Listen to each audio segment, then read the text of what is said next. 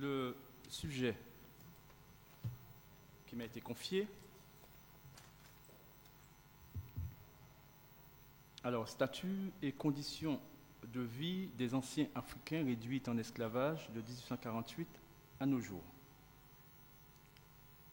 Voilà. Alors, donc, mon exposé sera juridique, institutionnel et aussi, et c'est inévitable, aussi sociologique et historique. Ce que je souhaite à travers en fait cet exposé, c'est vous permettre de prendre conscience que le Code noir est encore en application et que cela explique notamment les difficultés que nous connaissons auprès des juridictions s'agissant de la demande de réparation, mais aussi cela explique nos comportements qui peuvent paraître paradoxaux assez souvent, voire schizophréniques. Et cela explique aussi beaucoup d'incompréhension entre nous. Alors, je voudrais être assez pédagogique et assez simple dans mon exposé. Puisque j'ai parlé de droit, d'abord, vous dire que, de façon à ce que vous compreniez mieux, puisqu'il s'agit en fait de la société esclavagiste, mieux de quoi l'on parle en fait, lorsqu'on parle en fait des identités de esclaves, meubles, affranchis, notamment maîtres. Eh bien, le législateur est un technicien et en termes d'image, pour vous permettre de mieux comprendre, visualisez un cercle avec des droits et des obligations. Un cercle avec des droits et des obligations. Et que ce sont justement les droits et les obligations que peuvent avoir un être humain ou ne pas avoir. Et donc, imaginez le législateur qui a la possibilité d'enlever, par exemple, pour faire un esclave, eh bien, il enlève toutes les obligations, tous les droits, pardon. Donc, vous voyez, il n'y a que des obligations. Et donc, or, c'est là, en fait, c'est à travers cette identité que celui à qui on impose ce statut va devoir se socialiser. Bien entendu, il peut ne pas être d'accord, mais le législateur peut avoir les moyens nécessaires pour contraindre, par la violence, celui qui se montre récalcitrant. Eh bien, pareil, pour un meuble, pour faire un meuble, puisque vous vous rappelez l'article 44 du Code noir, eh bien, pour faire un meuble, pour dire en fait que cet être humain aura l'identité de meuble, eh bien, il suffit d'enlever en fait tout, tout. Voilà, les meubles. Pareil pour l'affranchi, c'est un certain nombre de droits qui sont enlevés. Et pareil pour l'être dit supérieur, le maître, eh bien, dans ce cercle-là, il bénéficie d'un droit. Voilà. Et vous voyez, nous avons des étrangers, des gens d'autres pays qui sont en Martinique.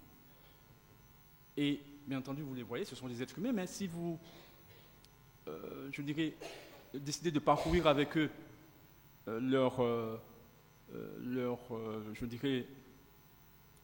mise en relation dans la société, vous verrez en fait qu'il y a certains droits qu'ils ne peuvent pas exercer.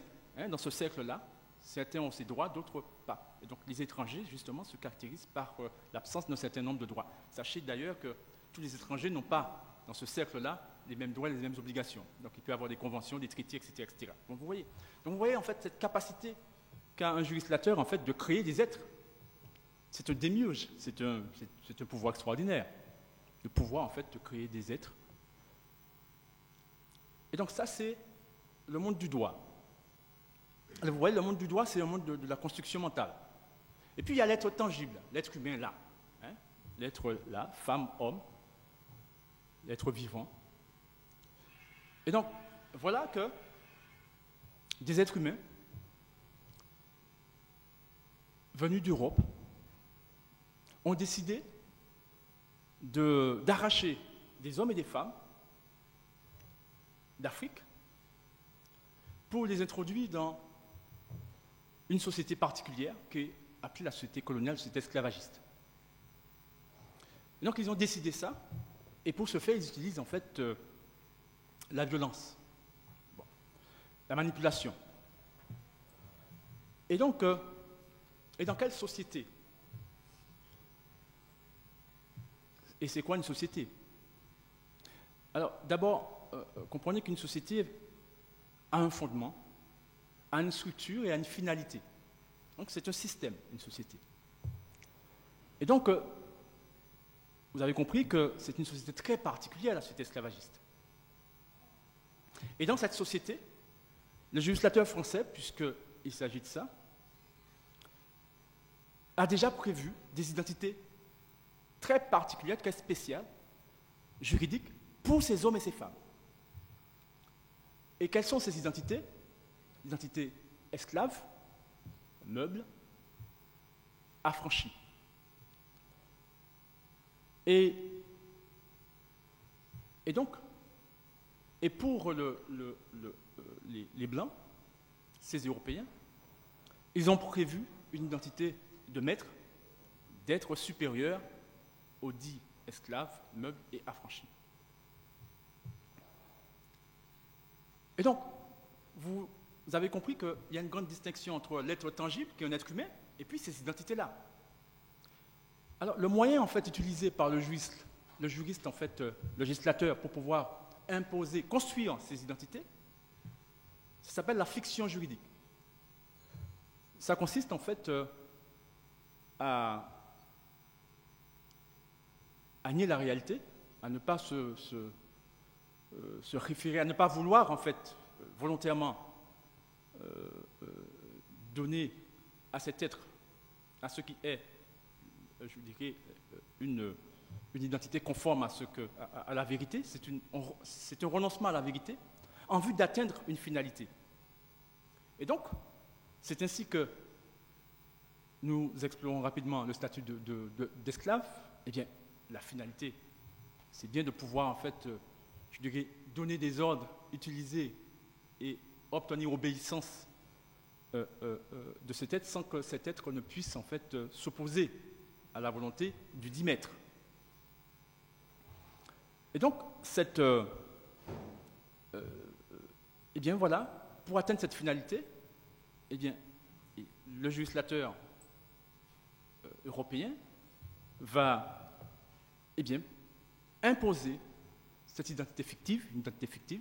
Hein, ce n'est pas un esclave, c'est-à-dire en fait, il s'agit d'un être humain, mais dans le cercle-là, on lui a enlevé tous les droits, etc. Puis on lui dit, bon ben oui, je sais que vous n'êtes pas content, et c'est pour cette raison que d'emblée, dès le commencement, il y a la violence, mais pourtant, vous allez devoir en fait vous y plier, parce que nous avons les moyens de vous contraindre en fait à réaliser la finalité que, en tant que législateur, j'ai établi à travers en fait ce statut, ce code noir. Pareil pour le statut de meuble. Eh bien, c'est une fiction, mais le meuble en fait permet de vendre, parce qu'il faut vendre. Et donc c'est passer d'un patrimoine à un patrimoine. Ce n'est pas par hasard, il n'y a pas de hasard en fait dans cette construction. Et puis l'affranchi. L'affranchi, nous allons pouvoir approfondir en fait sa connaissance, son analyse tout à l'heure, mais l'affranchi aussi c'est un être de fiction. L'affranchi n'est pas un être humain. C'est un être en fait tampon entre entre le dit esclave, meuble, et puis le maître. Le maître aussi n'est pas une identité qui soit conforme en fait à la vérité. Le dit maître en fait n'est pas un maître. Il s'est donné cette identité fictive, il s'est rempli de droits, hein, et pour pouvoir en fait garantir la réalisation de sa volonté, donc la finalité de sa société, eh bien, comme je le disais, il y a tout un système de coercition qui est mis en place. Alors je disais que le statut d'affranchi est un statut intermédiaire. Alors sachez que pour ceux qui, je dirais les non-spécialistes, assez facilement on peut penser, vu de loin, on peut croire en fait que le statut d'affranchi correspond au statut d'être humain libre, en fait, équivalent en fait au statut donné aux blancs dans la société esclavagiste. Mais vous allez voir en fait, tout à l'heure je vous donnerai des exemples, que c'est pas vrai et que c'est évidemment pas vrai. Mais les juristes, les législateurs, en fait, ceux qui ont organisé ça, ils le savent. Et c'est ainsi que là, par exemple, c'est un esclavagiste, juriste, connu, érudit. Il s'appelle Moreau de Séméry. Et il écrit un ouvrage en 1789, et il nous dit, ou il dit à ceux auxquels il s'adressait à l'époque, ceci: l'affranchissement est utile à l'État parce qu'il ajoute à la force politique, mais il est utile aussi comme État mitoyen entre l'esclavage et la liberté. Donc vous voyez, entre l'esclavage et la liberté. Donc comprenez en fait que lorsqu'il dit ça, il sait de quoi il parle. Mais la question c'est, est-ce que les Noirs, femmes comme hommes, ceux qui sont soumis au statut de meubles, d'esclaves et d'affranchis, est-ce qu'ils le savent? Est-ce que, par exemple, en 1848, à l'issue de ce décret du 27 avril 1848, dit décret d'abolition de l'esclavage, est-ce que les affranchis, puisqu'il s'agit d'affranchir en fait ceux qui ne le sont pas encore, puisque certains l'étaient déjà, eh bien, est-ce qu'ils savent en fait que le statut d'affranchi, l'affranchissement, en fait, ce qu'ils reçoivent en fait prétendument comme liberté, n'est rien d'autre en fait que le maintien du code noir et par conséquent la négation de leur humanité et par conséquent le maintien du système de hiérarchisation des êtres. Est-ce qu'il le sait? Est-ce qu'en fait il ne croit pas? Comme nous là, par exemple, de manière générale, nous ne pensons pas en fait que nous avons un statut égal en fait aux Blancs, aux Français, aux Européens. Peut-être en fait que nous sommes en fait dans le même état psychologique, mental, en termes de perception, en termes de conditionnement, que nos ancêtres en fait de 1848 et d'après, peut-être. Donc là justement mon exposé vise en fait à vous permettre en fait de prendre conscience en effet que assez souvent c'est le cas. Nous croyons, nous sommes dans des systèmes de croyances. Et au bout du compte, en fait, on est socialisé tous les jours, exactement comme on ne voudrait pas, c'est-à-dire en fait comme des êtres en fait qui acceptent de se conformer à un ordonnancement juridique, précisément celui du Code noir, de l'affranchissement, et qui croient le contraire, et qui d'ailleurs, des fois, orgueilleusement dit nous avons les mêmes droits. Lorsque dans telle ou telle situation se retrouvent en fait confrontés à des blancs qui pourraient avoir une attitude arrogante, est-ce que nous ne serions pas dans la même situation de manière générale? Oui, je l'affirme que c'est le cas. Donc l'objectif ici, c'est de créer un réveil en fait à ce niveau, de façon à ce qu'on puisse avoir on puisse changer en fait de perception de, de- de ce que nous vivons. Alors, voilà ces hommes et ces femmes arrachés d'Afrique et qui sont déportés dans une autre société. Et cette autre société, c'est la société française. C'est la société française qui prend ses émanations depuis l'Europe et qui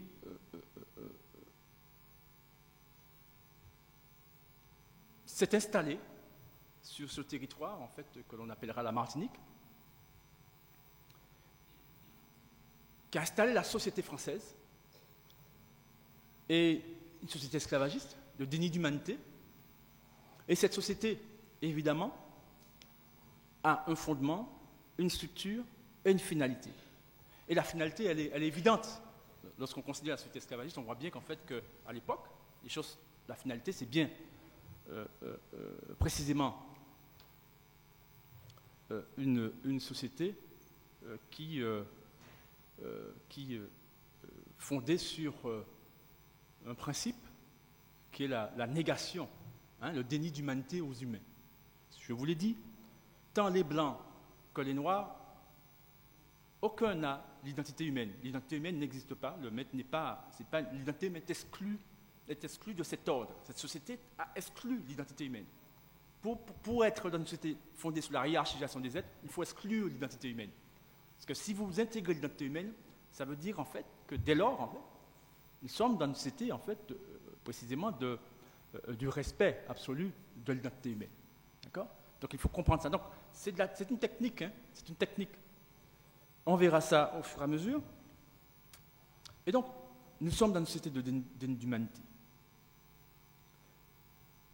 Alors, ces êtres humains, ces hommes et ces femmes, arrachés d'Afrique,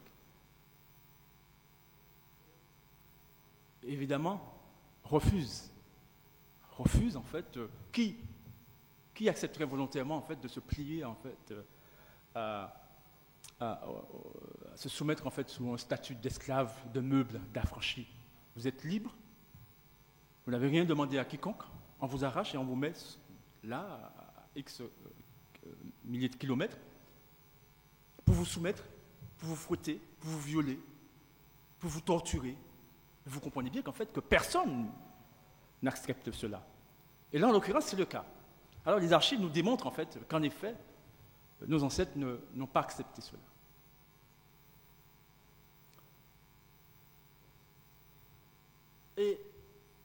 Et donc, le premier regard de ces hommes et ces femmes arrachés d'Afrique, posé sur cette autre société, cette société française, qu'ils découvrent, c'est un regard en fait moral, éthique, qui consiste à dire mais c'est injuste. C'est injuste et donc je refuse. Je refuse, ça c'est la négativité, ça c'est mal. Et donc c'est important ce regard, parce que c'est un regard initiateur, c'est un regard en fait qui va se traduire au fur et à mesure en actes toujours plus élaborés. Parce qu'à aucun moment, eh bien, il y aura consentement. Vous ne pouvez pas consentir en fait à être violé, à être fouetté, etc. Vous voyez en fait votre propre existence pour moins que ça, vous voyez vos réactions. Et donc ce sont des humains, et donc ils réagissent en humains. Et là, en effet, dans un premier temps, c'est le refus, c'est la violence, et assez rapidement, ces hommes et ces femmes vont prendre conscience en fait que, je dirais, la vision éthique et morale en fait n'est pas une vision suffisamment, qui est un outil mental, intellectuel, une manière de voir le monde, une manière de s'appréhender, eh bien n'est pas suffisamment efficace pour les sécuriser, pour les protéger contre cette violence.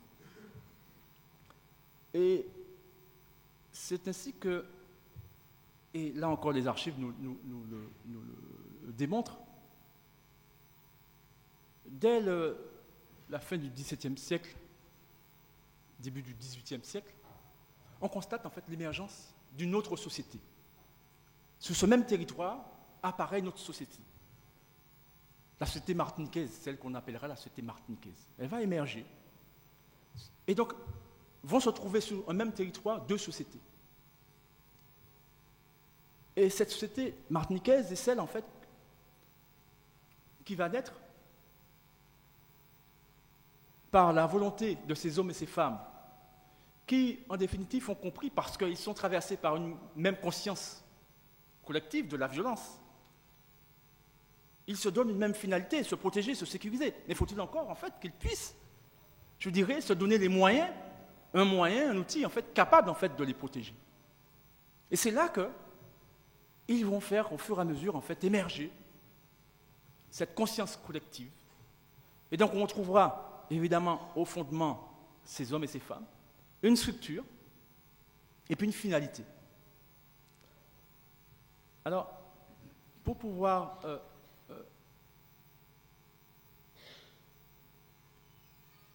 comprendre en fait et mieux saisir la réalité de cette société, d'abord, personne ne nie que la société martiniquaise existe. Je pense qu'ici, tout le monde sait que la société existe. Mais alors, c'est vrai qu'on ne l'explore pas tellement. On sait qu'elle existe. On a tendance à se réfugier dans cette société lorsque c'est trop chaud, quoi. Lorsque vraiment, en fait, je veux dire, on se sent attaqué violemment, etc. On se réfugie, on revendique en fait cette société. Mais bon, s'agissant de son exploration, elle est d'une manière générale assez superficielle, et même si cette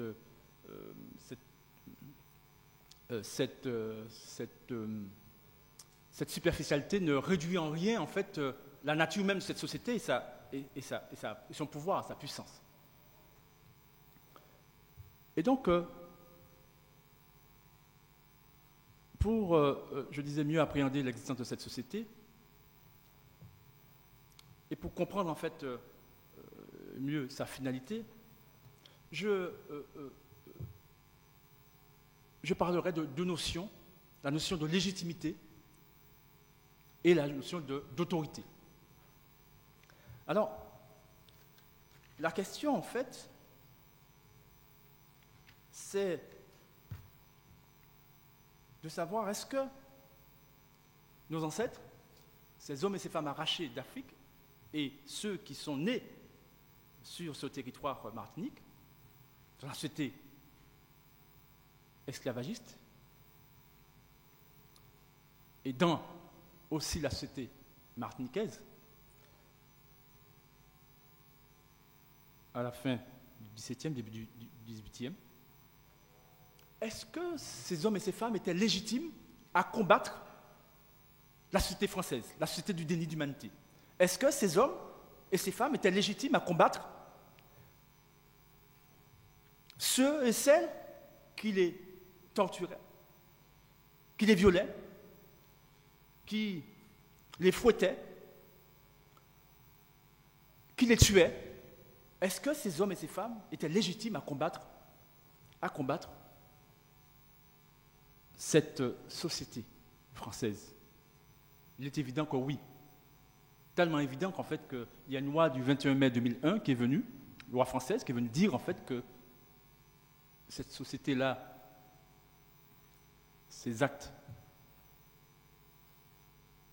cette société criminelle, ça relève du crime contre l'humanité. Et donc, que ça doit être interdit. La même société, en fait, la société française est venue reconnaître en fait la criminalité de sa production. Alors, lorsque je parle de société, comprenons, on va y revenir plus en détail, mais là, ce que je parle de société, là en l'occurrence par exemple la société française, vous concevez bien qu'en fait que la société française est bien plus élaborée, est plus élaborée qu'en fait la société martiniquaise. Il y a la société française, mais il y a aussi les sous-systèmes qui sont les émanations de la société. Ce sont des outils que se donnent en fait les porteurs de la société pour atteindre leur finalité. Et là, en l'occurrence, eh bien, par exemple, un sous-système de la société française, au départ, c'était par exemple la royauté, c'est les rois, pour gérer cette société-là. Et puis un autre système, après, il y a eu la République. Et puis il y a eu l'empereur. Nous sommes revenus à la République. Ce sont des sous-systèmes. Et donc parfois c'est plus ou moins de droite, de gauche, en fait, tout dépend, voilà. Voilà. Mais en tous les cas, c'est toujours en fait pour assurer la gestion et la réalisation de la finalité de cette société-là, société française, qui demeure, qui, elle, ne bouge pas. Une société, par définition, se caractérise par la permanence. Les sous-systèmes peuvent être plus ou moins impermanents, mais la société, elle demeure. D'accord? Et donc, cette société française, elle est celle qui perpétuait cette violence esclavagiste dont je parlais tout à l'heure. Et donc, je disais, est-ce que cette société était légitime à soumettre, à esclavager, en fait, ces hommes et ces femmes, à arracher d'Afrique? Est-ce que cette société est légitime? Elle n'est pas légitime. Est-ce que la société de la hiérarchisation des êtres, du déni d'humanité, de l'exclusion de l'identité humaine, est une société légitime? Non. Alors, vous voyez, et ça nous permet en fait de saisir la finalité de la société martiniquaise. Outil créé par nos ancêtres en vue de s'opposer à l'autre société, en vue de se sécuriser, de se protéger, mais aussi de s'opposer. Et ça nous permet aussi de comprendre, par exemple, l'année dernière, par exemple, où vous avez vu des hommes et des femmes, des dignes fils et filles en fait, de la Martinique, qui se sont révoltés en disant que la société martiniquaise est exclusive de toute apologie de crimes contre l'humanité, que par conséquent, les statuts qui font l'apologie du crime contre l'humanité sur ce territoire doivent disparaître. Alors bien sûr, l'autre société a dit non, c'est moi la reine, c'est moi qui gère, je suis la toute-puissance. Et donc, si vous voulez comprendre les conflits qui existent, il faut chercher à maîtriser, avoir une connaissance suffisamment maîtrisée de ces deux sociétés sur le même territoire, qui ont leur fondement, les structures et leurs finalités. Mais ce sont des finalités opposées, radicalement opposées. Et donc c'est comme ça que vous allez comprendre et avoir un prisme qui vous permettra de manière assez systématique de comprendre et d'interpréter les choses, non pas de manière schizophrénique. Parce que si vous n'avez pas cette clairvoyance, vous errez d'une société à une autre, et finalement, vous n'êtes jamais véritablement cohérent ou cohérente. Et donc, la société de la légitimité, la seule qui porte la légitimité de l'identité humaine, c'est la société martiniquaise. C'est la seule. Et là, nous sommes dans la période, en fait, esclavagiste. C'est une évidence. C'est la seule qui soit légitime. Autorité. L'autorité. Deuxième concept. L'autorité, en fait, c'est ce pouvoir, en fait, de commander et d'obtenir obéissance. Mais il n'y a pas d'autorité sans légitimité. Alors la question, est-ce que la société française, la société du déni d'humanité, revêt la légitimité? Non. Donc elle n'a pas d'autorité. Et c'est pour cette raison que, justement, la relation qu'elle impose est une relation de la violence. C'est la violence. Elle ne peut pas imposer autre chose.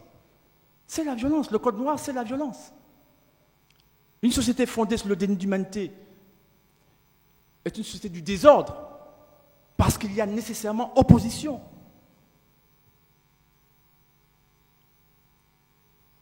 Donc il faut bien comprendre en fait ces choses de façon à comprendre en fait que jamais nos ancêtres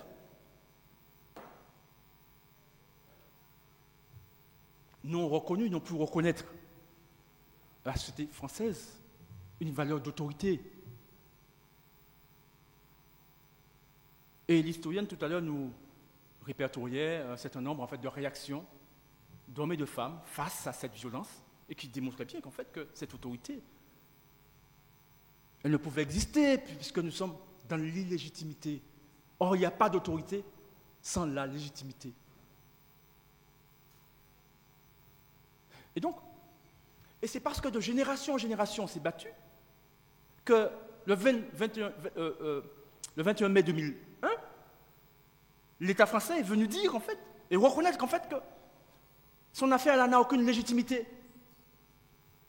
C'est un crime contre l'humanité. Et donc, c'est interdit. C'est nul et non avenu. Parce que, en effet, une société fondée sur le déni d'humanité, c'est une société, je le répète, du désordre.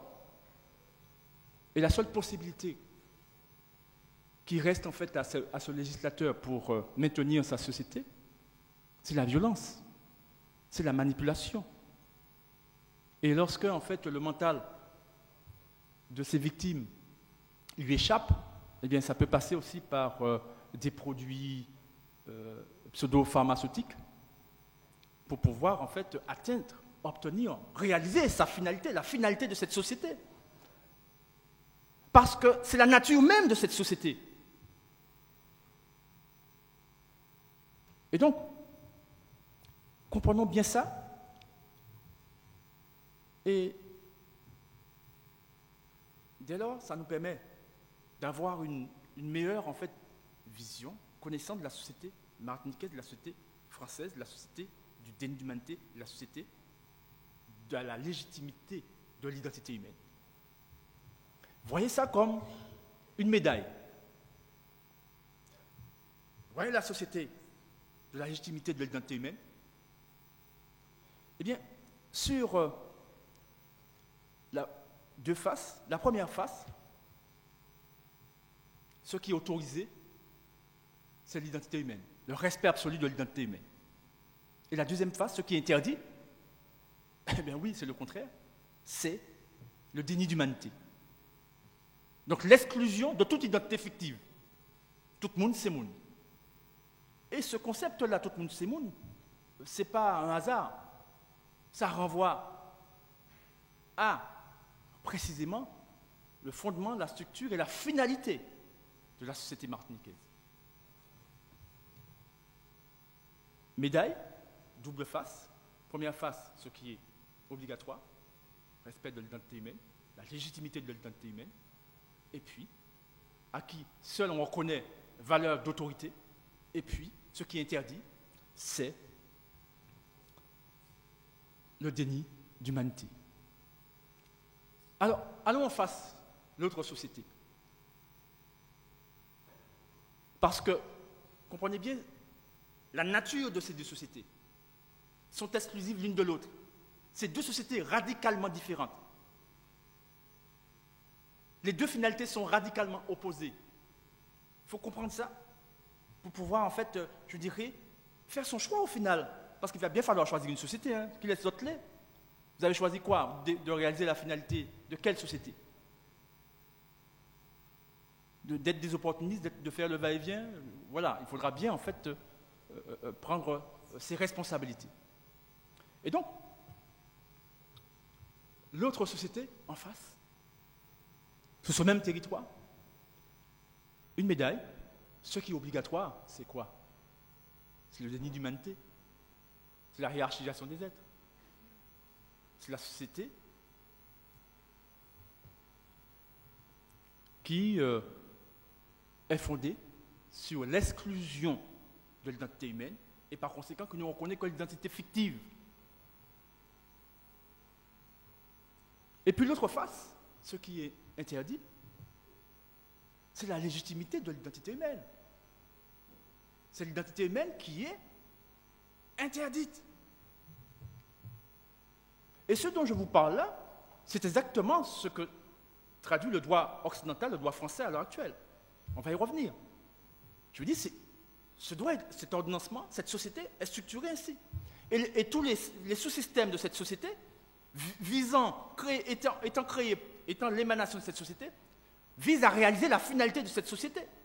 Et voyez tous ces sous-systèmes, la police, gendarmes, militaires, tous les systèmes économiques, etc. Voyez comment ils prédatent.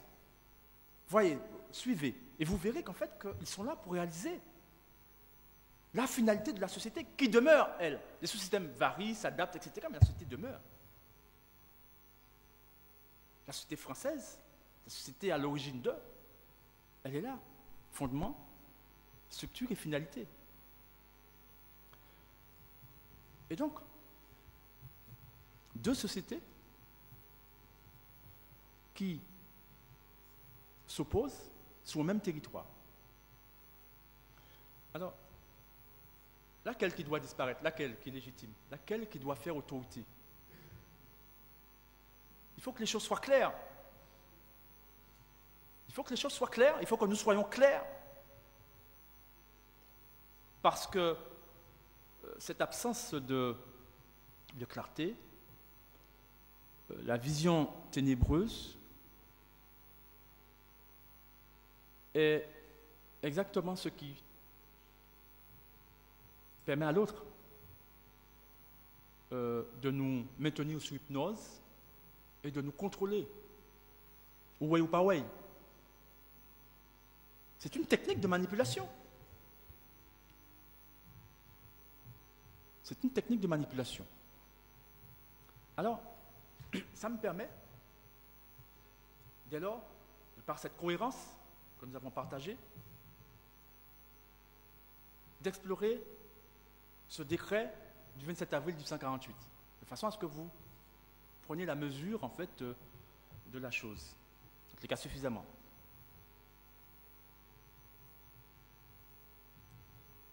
Il y a ce décret, et puis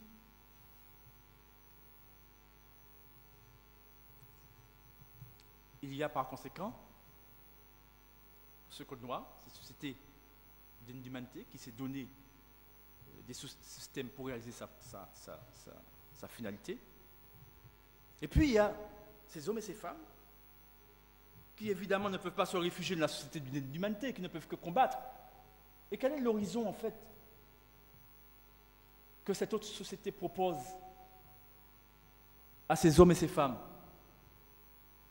Au mieux, c'est le statut d'affranchi. Il n'y a pas d'autre horizon. Rien n'est possible, il n'y a pas d'autre horizon, il n'y a pas d'autre statut de possible. Et donc, vous comprenez que la seule proposition que ce législateur est en mesure de faire, capable en fait de séduire nos ancêtres, c'est la proposition en fait je vous affranchis. C'est mieux hein, que d'être le statut de meuble d'esclave.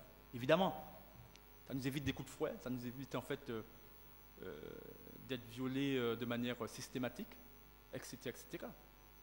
Mais ça n'épargne pas la violence, parce que le système, en fait, la société d'une humanité, une société violente, et cette violence, elle est exercée sur, en fait, les victimes. Et donc, par conséquent, que vous soyez affranchi, meuble ou esclave, vous êtes victime, vous êtes, en fait, au dernier rang, et par conséquent, vous êtes sommé de souffrir,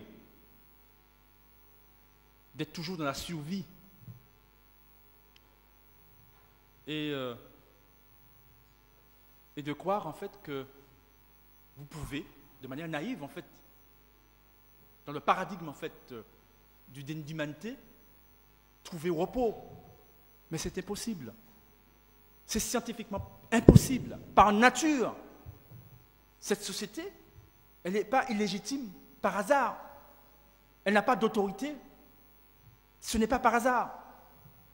Donc, il est vain de croire qu'on puisse, dans cette société-là, avoir le statut d'être humain. C'est impossible.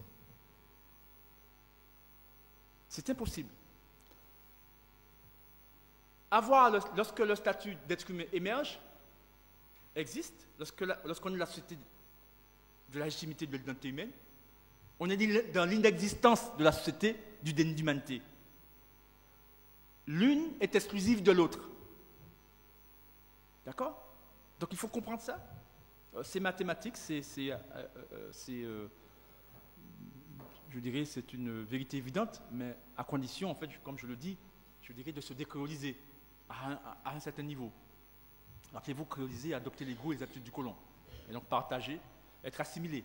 Et assimiler, c'est précisément, et évidemment, concevoir en fait que le meilleur des mondes, c'est le monde en fait occidental, c'est le monde en fait d'humanité, c'est la société française, c'est la société de la hiérarchisation des êtres. Et d'espérer un coin au soleil dans cette société. Oui, on peut espérer un coin au soleil. Pourquoi pas? Il suffit en fait d'aller à travers en fait toutes ces identités fictives qui nous sont données, essayer en fait d'avoir une identité fictive un peu plus valorisée que l'autre. Pourquoi pas? Mais sachez qu'en fait que les affranchis dans ce système renvoie à un statut de juriste applicateur par un juriste lateur. L'affranchi ne fait pas du droit, il applique le droit. Évidemment, si l'affranchi faisait du droit, il était depuis toute période-là, il était qu'elle en est venue et puis qui est ça. Non, comprenez qu'en fait, que vous voyez le cercle là, on lui a enlevé ça. On lui a enlevé dans ce cercle-là. Évidemment, on lui a enlevé. Sinon, si on ne lui avait pas enlevé, comment il aurait, ça aurait été un peu facile, hein, il viendrait et puis il ferait. Par contre, les colons en ont besoin pour pouvoir gérer les autres et gérer aussi eux-mêmes. Et dès lors, en fait, l'affranchi bénéficie du statut d'assistant, l'assistance. Parce qu'on assiste, en fait, c'est un concept juridique, hein, c'est opérationnel, hein, l'assistance. Et donc, vous voyez les députés et les sénateurs, nos députés, ce sont des assistants. Ils ne représentent pas, ils ne peuvent pas représenter. Pour pouvoir représenter, il faut être juriste-lateur. Vous imaginez bien, vous faites le juriste-lateur d'humanité a ordonnancé son système. Dès lors, vous comprenez bien que si il vous a désigné identitairement comme étant des êtres inférieurs, vous concevez bien qu'en fait, ce n'est pas les êtres inférieurs qui vont faire du droit, qui vont organiser la société quand même. Ça n'a pas de sens. L'être inférieur ne peut pas faire du droit. On y a un chien là, même si ça fait, on y a un abeille qui a fait société. Quoi faire un abeille venir faire société au bord? Non. Bien sûr, si j'ai un chien, il peut bien, oui, il peut venir sur mon lit, si j'ai décidé, il peut venir dans mon salon, etc. Je peux interdire le voisin de venir en fait dans mon salon alors que je laisse le chien dans le salon. Mais à part que le chien, il est dans mon ordonnancement. Il a le statut que moi je lui ai donné. Et donc, en réalité, il est assis là ou il est couché là, mais si je veux reprendre la place, je lui dis va-t'en et je prends la place. Vous voyez? Et ça, c'est pas de la fiction. Le monde juridique en fait dont je parle, c'est de la fiction. Mais l'ordonnancement et l'intention et la finalité se réalisent à travers en fait tout ça. Et donc soyons extrêmement vigilants en raison de ce conditionnement. Parce qu'en réalité, on peut avoir l'illusion en fait d'avoir réussi en imitant l'autre, et au bout du compte, on se retrouve en fait à réaliser la finalité de cette même société, c'est-à-dire à bouffer en fait de la matière, et parfois fécale. Voilà, au sens propre comme au sens figuré. Et ça, c'est la réalisation de la finalité de la société, d'humanité. Ça relève de conditionnement. Ça relève d'une conviction. Le mental, en fait, de ces femmes, ou de ces hommes aussi, a priori, il y a des hommes aussi, au sens figuré comme au sens voilà. Et donc, le mental est occupé. Lorsque le mental est actionné, c'est avec les données inculquées par l'autre. Donc lorsqu'on raisonne, tout est faux, parce que tout est faux. Donc on est sous hypnose. Il n'y a aucune maîtrise en fait. Lorsqu'on croit être formé, on est déformé. C'est de la manipulation, c'est de la technicité. Et la bête excelle dans ça.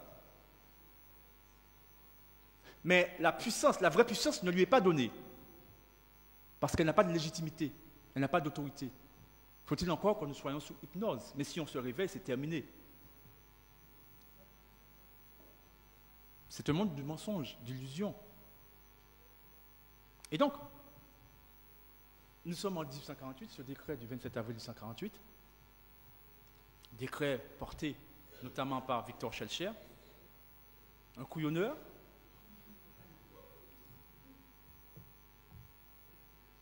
un raciste, un fidèle par conséquent à la société du déni d'humanité, quelqu'un qui a œuvré pour pouvoir protéger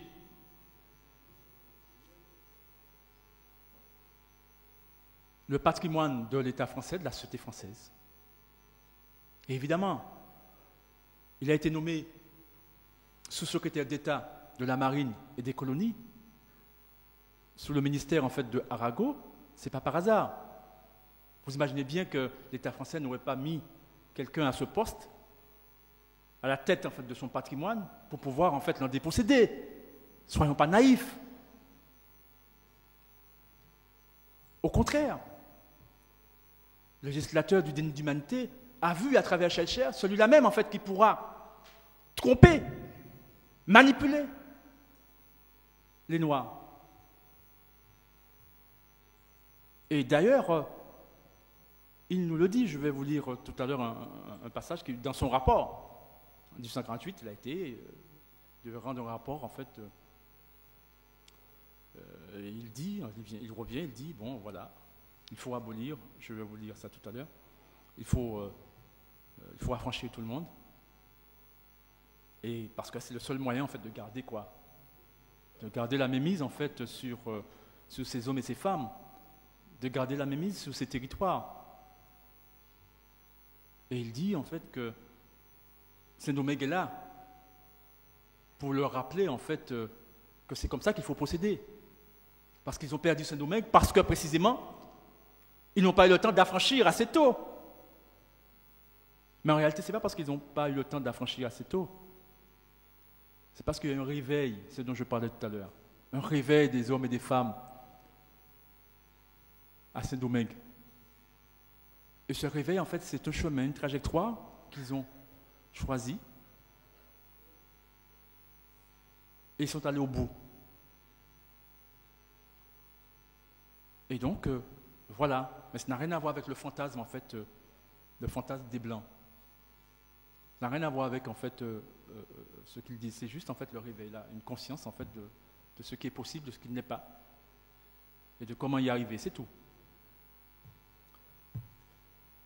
Et donc, là, une petite analyse en fait du décret du 27 avril 1848. On nous dit en fait c'est le décret de l'abolition de l'esclavage, dont acte. Et on nous dit en fait dans 1848 en fait on a aboli l'esclavage, etc. Bon. En réalité tout ça est faux. Pire, ou mieux, en tous les cas, ce qui est important c'est l'éveil. L'esclavage n'a pas été aboli en France.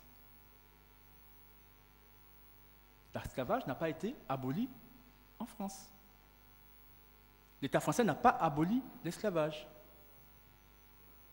Je vais vous lire tout à l'heure, en fait, des éléments qui vont vous permettre, en fait, d'en avoir conscience. Alors, lorsque je dis esclavage, évidemment, le statut d'esclave, ça renvoie au Code noir.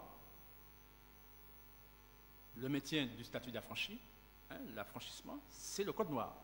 On est encore dans le modèle esclavagiste, encore de la hiérarchisation des êtres. Donc le modèle, la société de la hiérarchisation des êtres demeure. Mais ce que je dis, c'est que ce fameux statut d'esclave demeure. En tous les cas, l'État français ne l'a pas aboli, contrairement à ce qu'il nous fait croire. Alors, ça va nous permettre aussi d'avoir une idée plus juste en fait du statut d'affranchi, là encore, pour illustrer ça. C'est un crime contre l'humanité. C'est un déni d'humanité. Mais pas pour le colon. Pas pour la société du déni d'humanité, puisque c'est légal. C'est la légalité. Donc ce n'est pas une infraction. Un crime, c'est une infraction, c'est interdit. Donc c'est légal. Là où c'est un crime, c'est dans la société martiniquaise. Ce n'est pas un crime de l'autre côté. C'est pour les victimes, c'est un crime. D'accord? Et donc, en termes institutionnels, j'entends, là je parle des deux sociétés. Et donc, ça veut dire quoi? Ça veut dire qu'en fait, que le statut d'esclave, je vous ai dit le cercle avec les doigts, ben, c'est en fait que vous chercherez en fait un droit à réparation. Puisque c'est légal, l'esclavage n'allait pas dire, bon, celui qui est sous l'esclave, le statut d'esclave va dire, non, c'est un crime contre l'humanité, je vais te réparer de ce crime. Mais c'est légal. Donc, dans sa sacoche juridique-là, il n'y a pas en fait cet outil. Il n'y a pas de réparation. Mais le meuble non plus, bien évidemment. Mais l'affranchi non plus. On l'aurait su si l'affranchi en fait avait le pouvoir d'être réparé du crime commis sur ses enfants, sur lui-même, parce que l'affranchi assez souvent sort du statut d'esclave pour aller au statut de meuble, il aurait pu en fait, etc. Non, l'affranchi n'a pas le droit à réparation. Parce que c'est légal. C'est le fondement même de cette société, c'est légal. D'accord? Alors, je stationne là où en fait je prends mon véhicule et je stationne là où en fait le droit dit, je ne suis pas en infraction, je ne veux pas d'amende à payer, ouais, ce que je veux dire, donc c'est légal. Et donc, ils n'ont pas ce droit à réparation. Par contre, le colon, lui, a un droit à réparation. Si en fait il perd en fait pour une raison ou une autre, en fait quelqu'un lui vole son meuble, son esclave, etc., il a un droit à réparation. Dès lors, vous comprenez que nous sommes en 1848, 27 avril 1848, c'est le Code noir. Eh bien, l'affranchi aura beau vouloir en fait exercer un droit à réparation, il n'a pas ce droit. Et le seul qui puisse en fait espérer en fait exercer ce droit, c'est qui? C'est le colon. Lui, il a ce droit. Et donc il va demander, réclamer en fait que vous voulez en fait que mes 10 esclaves passent du statut d'esclave au statut d'affranchi. Mais vous me payez, vous m'indemnisez. Parce que j'ai ce droit-là dans ma sacoche juridique. Et c'est ce qui va se faire. Et donc, cet article, un article est prévu dans ce décret, l'article 5, qui dit, alors regardez l'hypocrisie, hein, c'est toute une hypocrisie. C'est de la manipulation, pas à haut degré. Hein. Non, il faut dire aussi que nos ancêtres étaient, la violence était telle que, bon, il fallait respirer. Mais, bref. Article 1er. L'esclavage sera entièrement aboli dans toutes les colonies et possessions françaises 2 mois après la promulgation du présent décret dans chacune d'elles. À partir de la promulgation du présent décret, dans les colonies, tout châtiment corporel, toute vente de personnes non libres seront absolument interdits. Vous voyez, en fait, il est dit que le statut d'esclave et de meuble n'existant plus, et bien évidemment, les châtiments corporels, etc., c'était pour eux. Donc, par conséquent, le statut n'existant pas, eh bien, évidemment, l'un allant avec l'autre. Et puis, à l'article 5, l'Assemblée nationale réglera la quotité de l'indemnité qui devra être accordée aux colons. Évidemment, c'est une cohérence juridique, il faut comprendre ça. Au-delà de l'aspect moral, éthique, etc., ce que je souhaite, c'est que vous ayez en fait une perception systémique de ce que nous vivons et pour mieux être en maîtrise de notre propre existence ici et maintenant. Et donc, voyez, au colon, vous voyez bien que le colon continue à exister. Vous comprenez le rapport, en fait, la hiérarchisation, c'est au colon. Ce n'est pas au nègre, hein. Ce n'est pas la négresse, en fait, hein, c'est au colon. C'est le colon qui reçoit ça. Et il demeure. Parce que le code noir demeure. C'est une vaste réforme, certes, on enlève le statut de meuble et d'esclave, mais le code noir demeure. La société de la hiérarchisation des êtres demeure. Elle n'a pas rompu avec sa finalité. Et elle s'adapte, les sous-systèmes en fait s'adaptent. Donc il y a une réforme au niveau de l'institution du code noir, etc. Bon, on s'adapte parce que, ce n'est pas le débat aujourd'hui en profondeur, mais c'est qu'en réalité, il y a plusieurs rapports parlementaires qui sont faits depuis cette expérience en fait, de Saint-Domingue, ils ont peur. L'État français, avec tout leur sbire, en fait, ils ont peur. Et finalement, tous les rapports concluent la même chose. Si on ne veut pas perdre les colonies comme on a perdu, en fait, Saint-Domingue, il faut affranchir. Sinon, ça peut exploser, on peut tout perdre, on peut se faire massacrer. Parce qu'il y a une assurance chez ces hommes et ces femmes dorénavant qui est palpable. Donc, mais évidemment, il y a une résistance. Mais en 1848, ils vont devoir le faire. Je ne vais pas entrer dans le détail, mais voilà. Donc, ce n'est pas pour des raisons économiques. Ce n'est pas la cause économique. Ils préféraient en fait avoir un bœuf qu'ils ne payent pas plutôt qu'avoir un bœuf qu'ils payent. Économiquement, c'est plus rentable. Mais à part qu'en fait, ils risquent, comme à Saint-Domingue, de tout perdre. Ben, il vaut mieux en fait nous séparer le gâteau, mais au moins, je ne vais pas perdre, je vais continuer à être mettre en l'air, en tous les cas, l'être supérieur, puis je vais continuer à. Voilà, c'est ça en réalité. Mais le moteur, la raison, ce n'est pas du tout pour gagner ou pour perdre, c'est parce qu'il y avait ce risque en fait d'explosion et de perte radicale en fait, voilà, d'être tué, etc., etc. Et les rapports le disent. Hein. Bon, j'ai déjà eu à faire des exposés là-dessus. Donc voilà. Alors, et donc, dernier rapport de Schellcher. Schellcher. Schellcher. D'accord. Voilà. Donc, l'Assemblée nationale réglera la quantité des indés qui devra être accordée aux colons. Alors,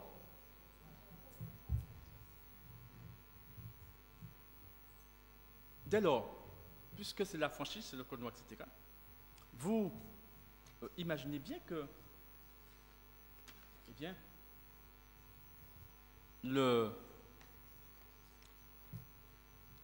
comment dire, eh bien, le droit qui va être appliqué après 1848, après ce décret, c'est le droit que constitue en fait le code noir. Voilà, le code noir, je cherche, c'est le droit que constitue le code noir. Alors, ce code noir, il va continuer à être appliqué et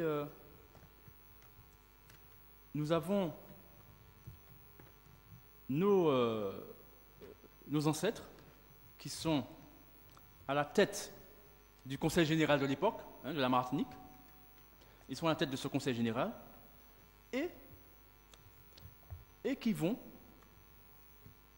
je voudrais vous lire ça, voilà, et qui, évidemment, puisque c'est le code noir, tout le monde le sait, ils vont revendiquer le respect, en fait, du code noir.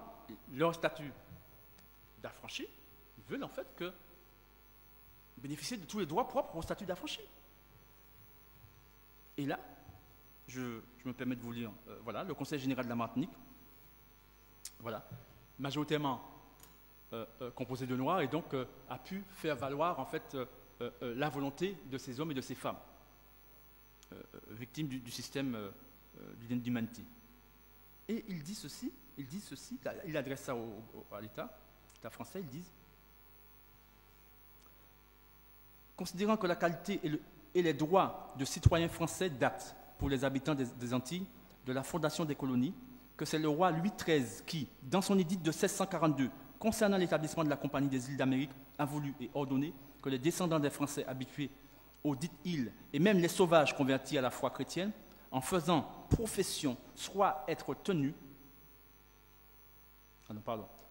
soit censés et réputés naturels français, capables de toute charge, honneur, succession et donation, ainsi que les originaires et rénicoles, sans être tenus de prendre lettre de naturalité.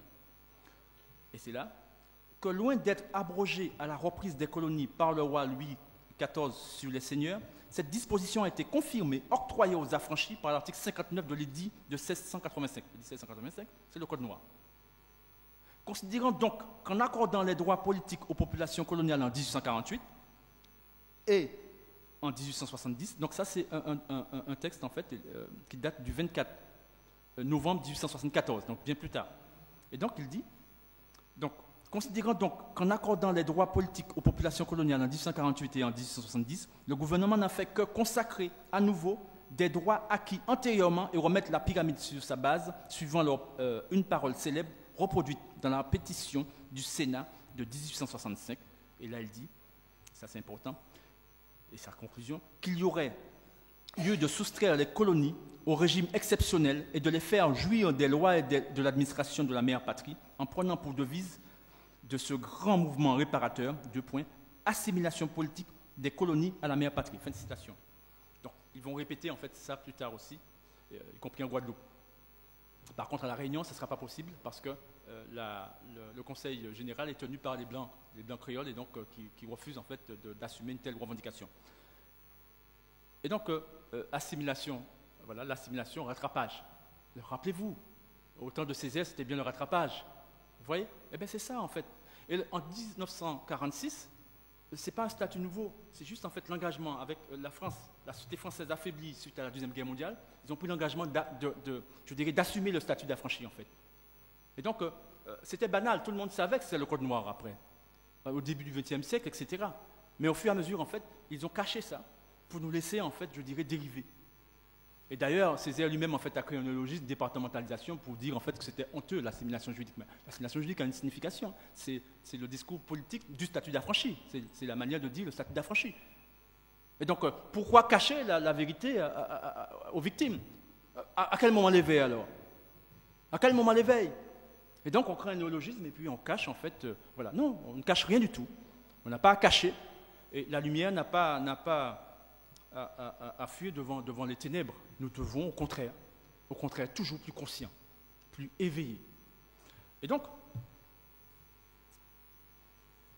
ce décret, je vous disais que le Code noir était toujours en application, et je vous disais aussi que l'esclavage n'a pas été aboli par la France. Et ça, jusqu'à présent. Alors, dans cet article, dans ce décret, on prend l'article 8. L'article 8 dit ceci. À l'avenir, même en pays étranger, il est interdit à tout Français de posséder, d'acheter ou de vendre des esclaves et de participer, soit directement, soit indirectement, à tout trafic ou exploitation de ce genre.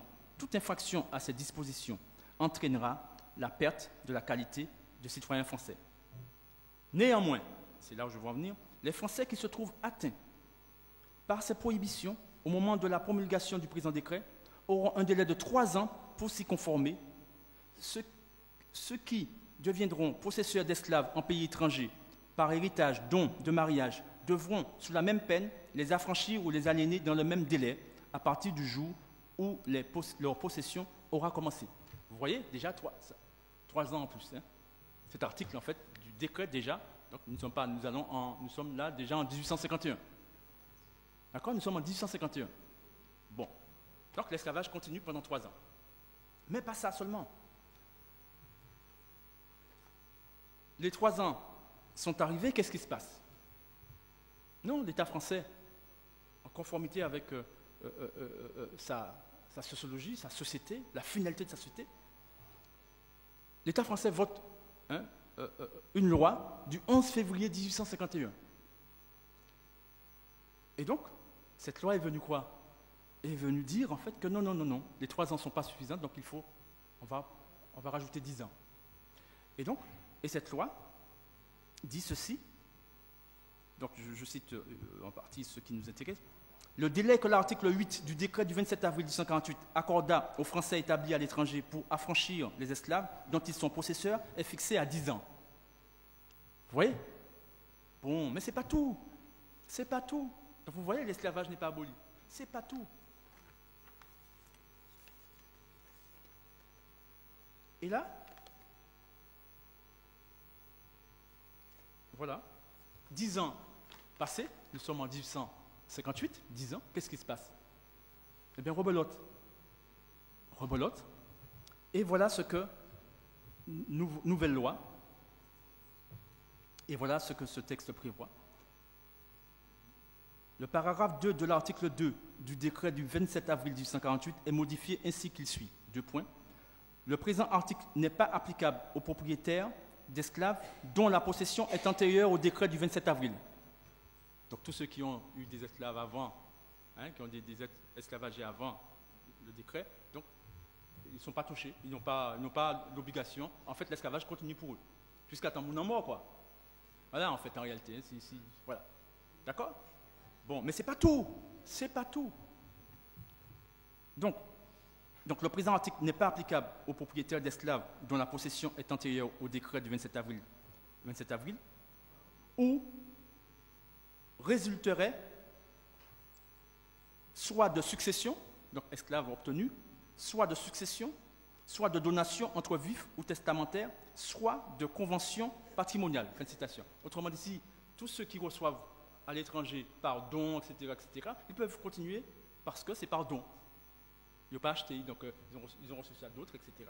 Et vous imaginez bien ce qui s'est passé, c'est que, en fait, par don, ils achètent, mais ils changent, etc. En fait, mais tout ça évolue, hein.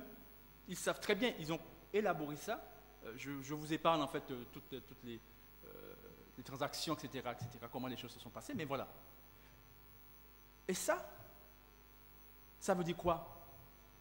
Ça veut dire, en fait, que dès lors, si on est dans un Français dans un pays étranger, imaginons un pays étranger, en fait, voilà, l'esclavage est là dans ce pays étranger. Eh bien, ce Français, ce Blanc peut se valoir, en fait, cet article. Et dire, en fait, que j'ai le droit, je l'ai reçu en don, et je suis justifié en droit, dans le droit français. Et là, en l'occurrence, prenons l'exemple de la Louisiane, à l'époque. La Louisiane, en fait, la France a acheté la Louisiane, a vendu la Louisiane aux États-Unis, je crois que c'est en 1803. Ben, la Louisiane, en fait, il y avait des Français étrangers, en fait, justement, puisque c'était à la France qui avait des esclaves, etc. Mais il a fallu attendre 1865, en tous les cas, la guerre de sécession, la fin, voilà, pour que je crois que c'est le 13e amendement, en fait, de leur constitution états-unienne, en fait, vienne dire, en fait, que l'esclavage est aboli. Donc, autrement dit, jusque-là, ces gens étaient autorisés dans la société étrangère. Mais si ça continuait, ils auraient pu continuer. Vous comprenez? Donc, la France n'a jamais aboli l'esclavage.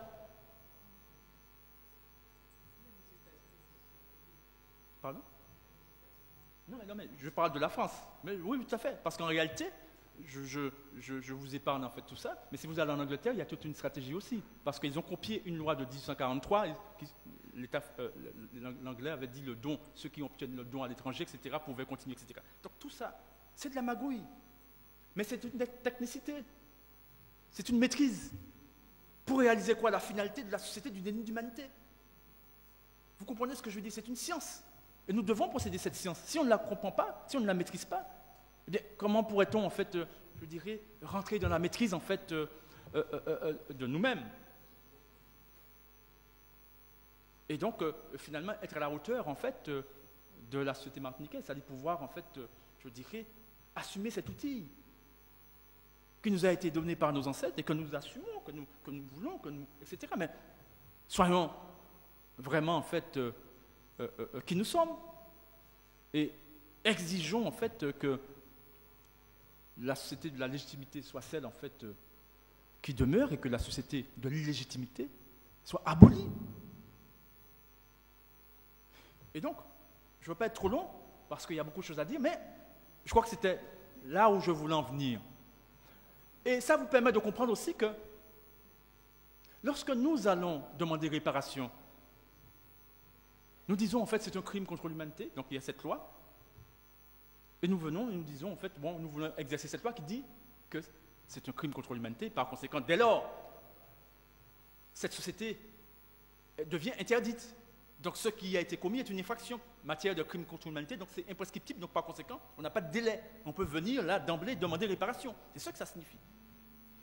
Mais lorsque ces salopards, les gardiens du temple de la société de l'infilialité, donc je dis l'infilialité, même si en fait c'est un concept qui est très significatif et qui renvoie à ça aussi, mais bon, je n'ai pas le temps de développer là-dessus, mais je dirais autrement, lorsque les gardiens du temple que constitue le paradigme en fait du déni d'humanité ont compris, que nous avons compris, et que nous allons là, en fait, nous allons pour le déchoucage et pour la disparition radicale de la société du déni d'humanité, c'est-à-dire l'émergence, en fait, de l'identité humaine.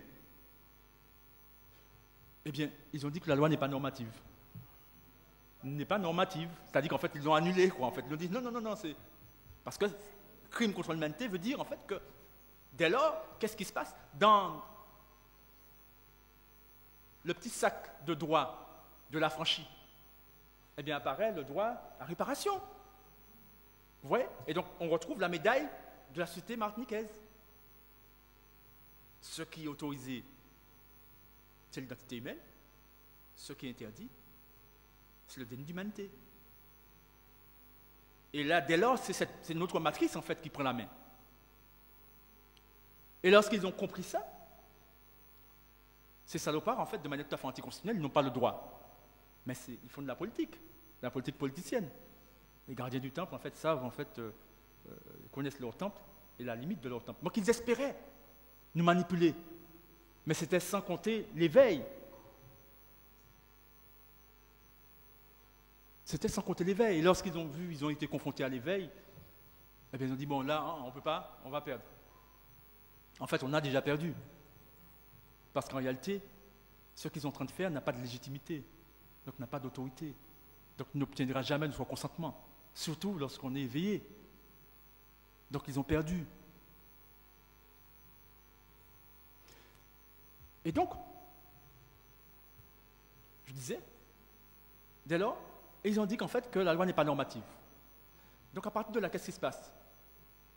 Ils ont à nouveau remis légal la société d'humanité, le code noir. Donc dès lors, on a beau aller demander réparation, on ne peut pas, puisque ni l'esclave, ni le bœuf n'a ce droit. Faut-il encore qu'une loi vienne dire que ces hommes et ces femmes, je parle de la société d'humanité, qu'une loi vienne dire que ces hommes et ces femmes sont des hommes et des femmes, des êtres humains. Et dès lors, en fait, considère et juge que cet ordre fondé sur le déni d'humanité est un ordre, en fait, illégal. Donc, nul et non avenu, censé n'avoir jamais existé. Ça n'a aucune valeur légale, ça n'a aucune valeur juridique. Et donc, dès lors, c'est comme le Sphinx, en fait, c'est entre les cas, sur le plan institutionnel, c'est l'identité de la personne humaine dans leur monde tel qu'ils l'ont élaboré, et dès lors, on retrouve ce droit, et donc on vient l'exercer. Et donc, pour nous empêcher de l'exercer, je vous ai dit, ils ont rendu légal à nouveau cette société. Bon. Alors,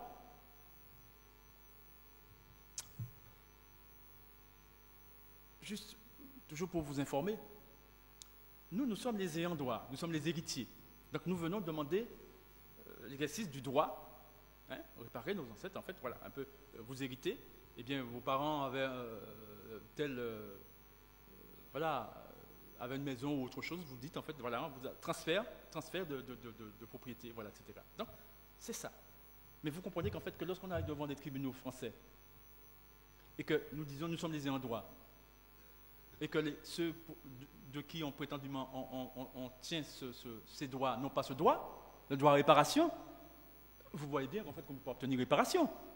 Vous n'avez pas dit, en fait, vous n'avez pas hérité, vous n'allez pas pouvoir dire, en fait, oui, cette maison m'appartient. Non, vous comprenez ce que je veux dire. Donc voilà. Et donc la seule manière, en fait, sur le plan institutionnel, sur le plan juridique, d'exercer ce droit, il faut que ce système soit reconnu, cette société soit reconnue comme étant un crime contre l'humanité, comme étant illégal, comme étant une infraction en soi. Et dès lors, les victimes émergent, en fait, en tant que victimes, et par conséquent, peuvent obtenir réparation. Donc, je voulais vous dire ça, et puis, qu'est-ce que je voulais vous dire d'autre encore? Oui, alors pour illustrer ça, tout de même, je vous ai parlé et je terminerai là, je vous ai parlé de Schellcher. Alors, je vous lis et vous allez comprendre, juste pour... voilà ce qu'il dit dans son rapport. Plus d'accommodement possible avec la servitude. Tout accommodement, comme tout mensonge, soulèverait les nègres et mettrait en péril l'existence même des colonies. Saint-Domingue est là pour nous dire ce que l'on gagne à marchander à des hommes qui veulent être libres leur droit à la liberté. Marchander. Ils veulent sauver les colonies et c'est l'exemple de Saint-Domingue. Vous voyez? Alors, une petite synthèse tout de même. Nous sommes en 1794 et finalement, Saint-Domingue, etc., vous savez, et là, la France est en grande difficulté, est en phase de perdre en fait ce patrimoine, hein, vu à travers son prisme, et ce qui va se passer, c'est que les colons français sur place ne vont pas suivre la France qui avait proposé en fait d'affranchir pour pouvoir garder. Parce que dans un premier temps, la France a proposé aux affranchis de respecter leurs droits, mais en maintenant le statut d'esclave. Mais les dits affranchis ont dit non, on veut que tout le monde soit affranchi. Et donc la France était, voyant qu'elle était en train de perdre en fait son dit patrimoine, eh bien, était d'accord. Mais il s'avère en fait que les colons sur place ont refusé, en considérant qu'en fait non, ils ne veulent pas perdre leur patrimoine, ils sont propriétaires, etc., ils vont perdre de l'argent, etc., pas question. Et donc, ils se sont alliés aux Anglais et aux Espagnols contre la France, etc., vous vous rappelez. Et donc, d'ailleurs, la Martinique est passée à ce moment-là, pendant un certain nombre de temps, en fait, sous l'autorité, en fait, sous la puissance, en fait, le pouvoir de l'Angleterre. Et donc, pendant toute cette période après cette expérience-là, l'État français, pendant toute cette période, l'État français a fait des rapports et a reproché aux colons sur place d'avoir été la cause de la perte de ces domaines. Et donc, c'est pour ça que Schleicher dit plus d'accommodement possible avec la servitude, tout accommodement comme tout mensonge soulèverait les nègres et mettrait en péril l'existence même des colonies. Saint-Domingue est là pour nous dire ce que l'on gagne à marchander. Et nous dira avant, et c'est très important, ça illustre ce que je voulais vous dire, l'esclavage, tout le monde en convient, et les colons sont d'accord pour le reconnaître, C'est Schleicher, hein, juste avant voilà, écoutez bien. C'est-à-dire qu'en fait, Schleicher il fallait qu'il arrive à convaincre en fait les colons d'accepter cette fois-ci, sinon on va tout perdre. Donc il avait un discours pour les colons. Et puis pour les nègres, il leur disait, restez tranquilles, ne bougez pas, tout est ok, on va vous donner ça, etc. Voilà son truc. Et il le dit, l'esclavage, tout le monde en convient, et les colons sont d'accord pour le reconnaître, l'esclavage ne pouvait plus être maintenu. Et l'on devra se réputer heureux si l'on a traversé sans secousse le court intervalle qui a dû séparer la proclamation de la République et l'annonce du prochain affranchissement. Plus d'accommodement possible avec la servitude, tout accommodement comme tout mensonge soulèverait les nègres et mettrait en péril l'existence même des colonies, Saint-Domingue est là pour, etc., etc. Vous voyez bien. Non, je presque terminé. J'ai attendu assez longtemps pour pouvoir, en fait, malgré tout, finaliser mon affaire. Alors, donc, lorsque Schleicher dit et les colons sont d'accord pour le reconnaître, l'esclavage ne pouvait plus être maintenu et l'on devra se réputer heureux. On devra se réputer heureux. Le on là, ce sont les colons, c'est l'État français, c'est les Blancs. Vous voyez son camp? Parce qu'il est le sous-secrétaire d'État de l'État français. La société d'humanité, pas le contraire. C'est nous, en fait, qui pouvons ne pas bien comprendre les choses. Mais ça, et je terminerai là, les autres colons, je dirais qui connaissent le droit suffisamment. Et là, j'ai un colon, il s'appelle en fait, et je terminerai sur sa citation, c'est Pain, Henri Pain. Il a fait un ouvrage, en fait, c'est un colon, il a fait juriste, un ouvrage, la veille, en fait, de ce décret, pour convaincre les autres colons, les emmener en fait à accepter l'affranchissement. Et pour convaincre en fait ces autres colons, il nous révèle en fait ce que nous savons. Je le cite. Et là, il parle des Noirs. Si cette liberté, objet de tous leurs rêves, cette liberté qui, il faut le dire avec franchise, se montre à leurs yeux sous des couleurs si fausses, en parlant des Noirs, hein, ils pensent que l'affranchissement, c'est la liberté. Vous comprenez bien ça? Si cette liberté, objet de tous leurs rêves, Cette liberté qui, il faut le dire avec franchise, se montre à leurs yeux sous des couleurs si fausses, mais dont ils ne sont pour cela que plus avides, leur échappait comme un vain fantôme qu'ils n'auraient pu saisir, et ce joug de l'esclavage qui leur est si odieux et qu'ils croient pouvoir bientôt secouer, s'ils se voyaient à jamais contraints de le souffrir, oh, n'en doutons pas, aussi impétueux sont leurs désirs, aussi terrible serait leur vengeance. Fin de citation.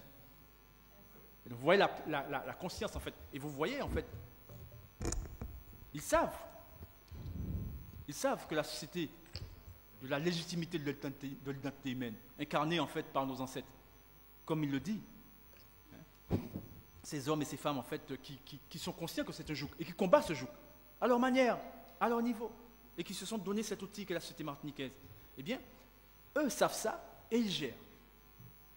D'accord ? Donc, c'est pour vous dire, en fait, que peut-être que c'est nous seuls qui, majoritairement, ne savaient pas, en fait, c'est nous qui ne savons pas, en fait, que nous sommes encore sous le code noir, que nous sommes encore gérés comme on gérait nos ancêtres en 1848, avant et après, et qu'en réalité, nos ancêtres nous ont donné un super outil, un outil en fait qui a démontré en fait son efficacité, sa permanence, son efficacité, sa légitimité, qui est la société martiniquaise, et dont le fondement est notre présence, notre incarnation, et parce que c'est nous qui la portons, c'est nous qui la réceptionnons, c'est nous qui la recevons, et c'est une société qui a su se donner des sous-systèmes aussi, ce système en fait de recentrage, ce système en fait de solidarité à travers le coup de main, à travers la sauté, à travers d'autres outils, sous-systèmes. Et donc, il convient, il me semble en fait, aujourd'hui, que nous soyons, je dirais, clairs avec nous-mêmes. Et ça se traduit par quelque chose d'assez simple en fait. Se poser la question, quelle est la société dans laquelle on veut vivre, laquelle on choisit. On peut trahir celle qu'on a reçue, comme on peut la subsumer, l'assumer. Pour ma part, j'ai choisi, les choses sont claires, il n'y a pas d'ambiguïté, et par conséquent, fort de la lumière qu'elle représente, cette société, la société de la légitimité de l'identité humaine, fort de cette lumière, eh bien, je suis là depuis déjà quelques minutes avec vous, en train de partager ce qui me semble être la chose la plus belle, c'est-à-dire la conscience de notre humanité, qui évidemment est non négociable. J'en ai terminé. Bravo.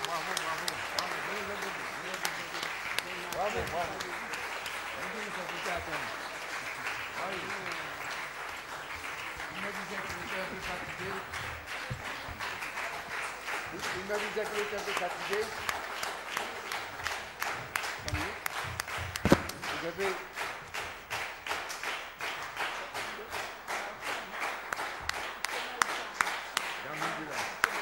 Tant mieux, dans ce temps. Là. Alors, il me disait qu'il était un peu fatigué. Et là, Sa Majesté la Reine-Mère à côté me disait, est-ce qu'il a déjà écrit tout ça? Il peut publier, quelle bonne réponse là? Bon, Dominique, tu as largement dépassé le temps. Tu as fait plus d'1 heure d'intervention. Combien? Ah oui? Combien j'ai fait? Heureusement que c'était intéressant parce que je crois on se serait endormi, mais c'était quand même très intéressant et plus même qu'intéressant. Donc nous te remercions quand même, malgré le fait que tu nous as imposé 1 heure, peut-être 1h10 d'intervention. Bon, alors, je ne pense pas qu'on ait le temps de poser des questions. Attendez. Si vous voulez faire silence, est-ce qu'il y a des gens, on n'a pas beaucoup de temps, peut-être 1 ou 2 questions et c'est tout. Voilà. Et après, on part, on a encore une journée demain et il faut qu'on soit là. Totalement. Alors, mon cher Dominique, voilà. Ça, oui, il me demande si ça a été enregistré. Oui, ça a été enregistré. Ça a été... Oui, tout est fait. Alors, En tout cas, ça a été enregistré Alors, en audio. monsieur, Moi, j'ai Kalala. juste une question, peut-être aussi peut-être un peu technique, mais j'aimerais que vraiment que tu puisses répondre. On abolit l'esclavage en 1848 avec un contentieux financier qui est suspendu dans l'air. Et après, on fait des transactions financières un an après. C'est quoi ce statut de citoyen français? Ah. C'est quoi ce statut? Oui, alors c'est une question très pertinente. Alors, je ne vais pas entrer dans le détail, mais je vais vous répondre en fait On suffisamment aimerait- précisément. Ça vous permettra en fait de comprendre. Le citoyen, le concept de citoyen vient de l'Antiquité, Total. De la hein, cité. la grecque. Totalement. Exactement. Le citoyen, c'est le maître. Le citoyen, c'est le garant de la société du déni d'humanité, la société esclavagiste, la société de l'Antiquité, la Grèce. De la Grèce, Les oui. femmes sont Oui. esclaves, les hommes, etc. C'est un système esclavagiste. Totalement. Le citoyen est garant De tout cela. est garant de ce système. Alors, comment ça se construit? Parce que c'est du droit aussi. Il y a cette période en fait du Moyen-Âge où l'Occident est dans grande difficulté, voilà, religion, ci, ça, bon, ils sont dans leur délire. Parce qu'il y a cette société d'humanité qui est là et qui veut se concilier avec quoi? Avec la religion, avec la Bible, etc. Et donc évidemment, la finalité rattrape en fait, je dirais, toute volonté pseudo bienveillante. Et donc c'est bien, c'est exactement le pape, hein, en 1554, voilà, qui va 1400, voilà, 54 qui va en fait voilà, autoriser en fait, voilà. Bon, donc c'est pour vous dire que c'est une matrice. Elle bouffe, elle prend l'adhésion à cette matrice, cause, produit, effet. Alors, donc Moyen Âge. Et puis il y a cette volonté d'un petit groupe, je dirais, toujours l'élite, on va dire l'élite occidentale, et en l'occurrence française aussi, et qui va vouloir justement ce qu'ils appellent en fait les humanités grecques, romaines, etc. Ils vont vouloir pour restaurer entrer dans la maîtrise de leur système, de leur héritage. Et ils vont appeler ça la Renaissance, renaître. Voilà. Et cette Renaissance va consister en quoi? À théoriser la substance institutionnelle de l'ordre de la hiérarchisation des êtres, c'est-à-dire en fait les humanités dites grecques et romaines. C'est un système esclavagiste. Et comment ça va donner quoi? Ça va donner 1789, la déclaration des droits de l'homme et du citoyen. Et qu'est-ce qui caractérise justement ces citoyens ou cette déclaration? C'est qu'ils vont conceptualiser ce qui est propre à toute identité fictive. L'individu, un individu. Et c'est l'individu qu'ils vont reconnaître, c'est à l'individu qu'ils vont donner des droits individuels, qui va conduire à l'individualisme, c'est-à-dire qu'en fait à l'opposition, à tout ce qu'on sait, etc. C'est pas par hasard. Mais on va se socialiser non pas comme étant un être humain, mais comme des individus, comme un individu. Et ce qu'un individu, c'est un être qui n'est pas né, c'est une construction mentale. Ça n'existe pas, c'est une construction mentale. C'est comme le Père Noël, ça n'existe pas. D'accord? C'est une technique de manipulation. Et dès lors, cet individu, on pourra justement lui accoler en fait toutes sortes d'identités, et le système hiérarchique en fait va pouvoir en fait fonctionner à leur guise. Et puis, citoyen. Eh bien, le citoyen, on est citoyen lorsque justement on accepte d'être rattaché à cette matrice et on est gardien de cette matrice. Et donc, on accepte de fonctionner comme étant des individus, non pas comme des mouns. Vous voyez ce que je veux dire? Et donc, c'est une construction.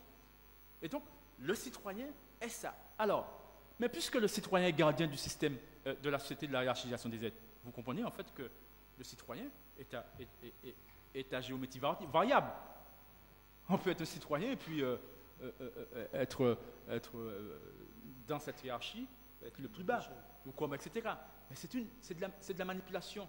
C'est-à-dire que lorsqu'on ne maîtrise pas la technicité de cet ordonnancement et comment c'est construit, eh bien, oui, je suis citoyen, je vais mes droits de citoyen, ouais, on va, etc. Mais au pas que le citoyen, il ne peut pas exister, au pas que c'est en vide, au pas qu'il courir en bas, etc., etc. Vous comprenez ce que je veux dire?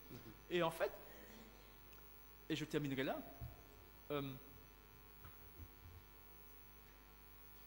c'est en fait la validité de l'ordre de... C'est la relation, en fait. Alors, juste pour encore mieux, mais en peu de temps. Sachez qu'en fait, un législateur n'a que deux possibilités, deux types de sociétés. Il ne peut pas en avoir trois, deux seulement. Parce que l'être humain ne peut en fait exercer que deux relations. Il n'y a pas trois. Donc on ne peut pas venir en fait organiser quelque chose en fait socialement avec une troisième relation. Les deux relations qui existent, la relation filiale et la relation infiliale. C'est-à-dire en fait l'identité humaine, la généalogie humaine filiale. Ou bien on enlève l'autre de la généalogie, donc il n'est pas un humain encore. Donc c'est un individu. Vous voyez ce que je veux dire, les deux types de relations. Donc voilà les deux sociétés, les deux fondements. Et comprenez en fait que par rapport à ce fameux citoyen, la relation infiliale, au plus bas, vous voyez ça comme un curseur, au plus bas, c'est le droit à l'indifférence. C'est-à-dire qu'on c'est pas famille moi, voilà. Et puis au plus haut, c'est le génocide, c'est les mises en esclavage. Donc on est dans la relation infiliale, mais à part que la franchise c'est un peu plus bas. Donc moins d'oppression, mais on croit qu'on est sorti de la matrice. On n'est pas sorti de la matrice, donc on est justement là en train de croire en fait qu'on peut espérer de la citoyenneté, ce qui en fait ne qu'un vain fantôme justement, comme l'autre le disait tout à l'heure. Donc c'est ça, j'espère avoir répondu globalement. Mais ça fait un statut de citoyen transactionnel. Oui, absolument. C'est ça. Ah oui, c'est pas du tout. C'est pas du tout. En fait, ça n'a rien à voir avec ce que nous pourrions penser. Voilà, vous voyez ce que je veux dire? C'est deux mondes totalement différents. Pour une raison assez simple, c'est un paradigme, c'est une matrice qui est faite. Cette matrice, elle est construite pour pouvoir manipuler, pour pouvoir dominer, pour pouvoir en fait, vous comprenez, c'est sa nature même. La nature en fait de cette matrice, la relation qu'elle a choisie, c'est la relation qui est la violence, qui est la hiérarchisation. Vous comprenez ce que je veux dire? Je crois qu'on en a fini là, ou est-ce qu'il y a... Je ne sais pas. Et là, c'est bon. Parce que vraiment... Alors, nous vous souhaitons un bon retour chez vous. Ça a été fructueux. Demain... Oui.